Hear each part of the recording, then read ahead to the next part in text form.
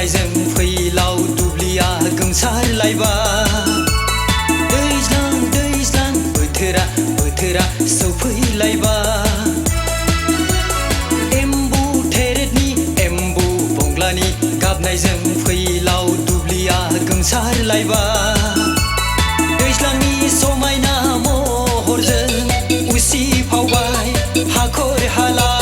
जाम्फै बिलो दैनि दोहौआ खाम दामदों गाङा थफानि महर लाना मोसादों हायला हुइला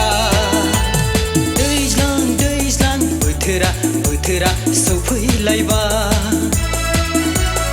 एम्बु थेरेदनि एम्बु बंग्लानि गाबनायजों फैलाव दुब्लिया गोमसारलायबा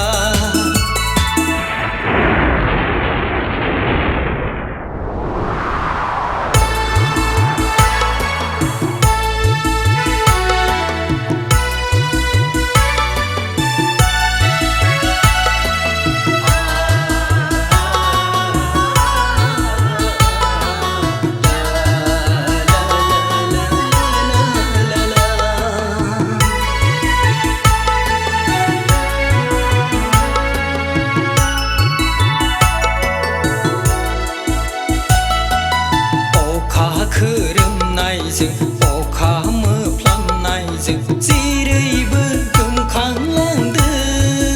आयं जेरैबो गोमसारलांदों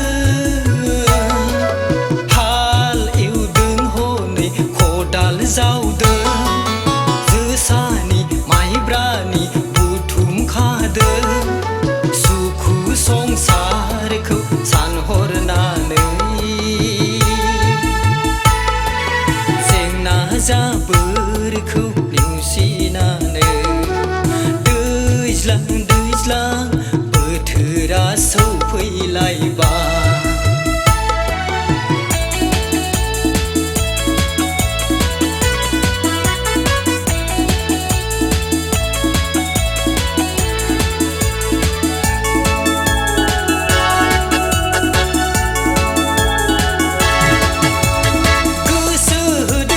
बोसोरनि जानायखौ दैज्लां बोथोरावनो बुथुमखादों सान्दुं अखाजों दावहा नाङै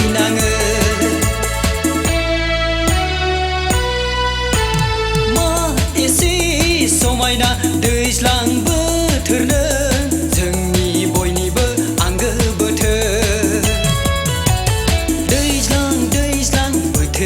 बोथोरा सौफैलायबा